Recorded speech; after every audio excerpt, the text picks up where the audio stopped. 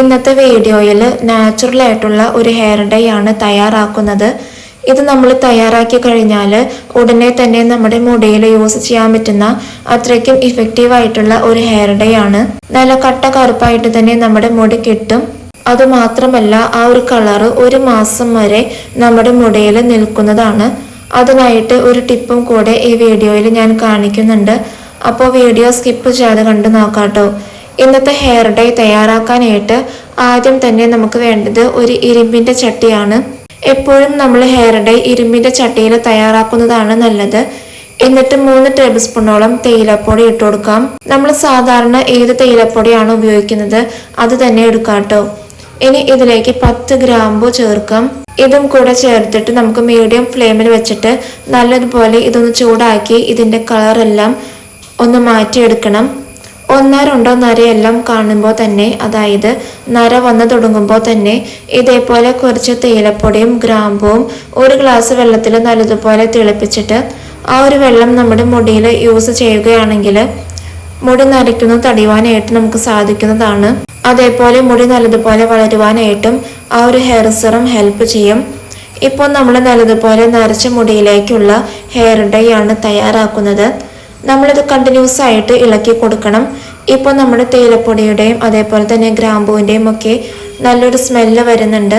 അപ്പോൾ അത് രണ്ടും ഏകദേശം ചൂടായി വന്നിട്ടുണ്ട്. ഇനി നമുക്ക് ഫ്ലെയിം ഓഫ് ചെയ്യാം. എന്നിട്ട് ഇത് തണുക്കാനായിട്ട് മാറ്റി വെക്കാം. അപ്പോൾ നല്ലതുപോലെ തണുത്ത് വന്നതിന് ശേഷം ഒരു മിക്സിയുടെ ജാറിലേക്ക് മാറ്റിയിട്ട് ഇത് നല്ലതുപോലെ ഒന്ന് പൊടിച്ചെടുക്കാം. ഒട്ടും തന്നെ വെള്ളത്തിൻ്റെ അംശമില്ലാത്ത മിക്സിയുടെ ജാറിലാണ് നമ്മളിത് പൊടിച്ചെടുക്കേണ്ടത്. അപ്പോൾ നല്ലതുപോലെ പൊടിച്ചെടുത്തിട്ടുണ്ട്. നമ്മൾ ഇതേപോലെ കുറച്ചധികം പൗഡർ തയ്യാറാക്കിയിട്ട് അതൊരു എയർ ടൈറ്റ് ആയിട്ടുള്ള ബോട്ടിൽ സ്റ്റോർ ചെയ്ത് വെക്കുവാണെങ്കിൽ നമുക്ക് ആവശ്യമുള്ള സമയത്ത് ഉപയോഗിക്കാനായിട്ടും എളുപ്പമായിരിക്കും. അതേപോലെ ഇൻസ്റ്റൻ്റ് ആയിട്ട് ചെയ്യാൻ പറ്റുന്ന ഒരു ഹെയർ ഡൈ ആണിത്. അപ്പോൾ ഇരുമ്പിൻ്റെ ചട്ടിയിലേക്ക് തന്നെ ആ ഒരു പൗഡർ മാറ്റിയിട്ടുണ്ട്. ഇനി നമുക്ക് ഇതിലേക്ക് വേണ്ടത് ഇൻസ്റ്റൻറ്റ് കോഫി പൗഡറാണ്. ഞാനിപ്പോൾ 5 രൂപയുടെ ഇൻസ്റ്റൻറ്റ് കോഫി പൗഡറാണ് ചേർക്കുന്നത്. ഇനി നിങ്ങളുടെ അടുത്ത് ഇൻസ്റ്റൻറ്റ് കോഫി പൗഡർ ഇല്ലെങ്കിൽ സാധാരണ കോഫി പൗഡർ എടുത്താലും മതി.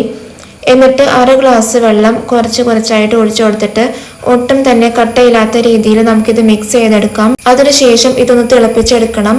ഈ ഒരു വെള്ളം നല്ലതുപോലെ തിളച്ച് ഇതിലെ വെള്ളമെല്ലാം ഏകദേശം വറ്റി വരണം. ഈ ഒരു രീതിയിൽ നമ്മൾ ഹെയർ ഡൈ തയ്യാറാക്കി ഉപയോഗിക്കുകയാണെങ്കിൽ ഉറപ്പായിട്ടും നമുക്ക് റിസൾട്ട് കിട്ടുന്നതാണ്. അതായത് നമ്മുടെ നരച്ച മുടിയെല്ലാം നല്ല ബ്ലാക്ക് കളറായിട്ട് തന്നെ കിട്ടുന്നതാണ്. നമ്മൾ സാധാരണ ഇൻഡിഗോ പൗഡറും അതേപോലെ തന്നെ ഹെന്ന പൗഡറും ഉപയോഗിച്ചിട്ടാണ് നമ്മൾ ഹെയർ ഡൈ തയ്യാറാക്കാറുള്ളത്. എന്നാൽ ഈ ഒരു രീതിയിൽ നമ്മൾ ചെയ്തെടുക്കുകയാണെങ്കിൽ നമുക്ക് മറ്റ് കെമിക്കൽ അടങ്ങിയിട്ടുള്ള ഹെയർ ഡൈ ഉപയോഗിക്കുമ്പോഴുള്ള സൈഡ് എഫക്ട്സ് ഒന്നും തന്നെ നമുക്കുണ്ടാവില്ല. ഇപ്പോൾ നമ്മുടെ ഹെയർ ഡൈ നല്ലതുപോലെ കുറുകി വന്നിട്ടുണ്ട്. ഇനി നമുക്ക് ഫ്ലെയിം ഓഫ് ചെയ്യാം.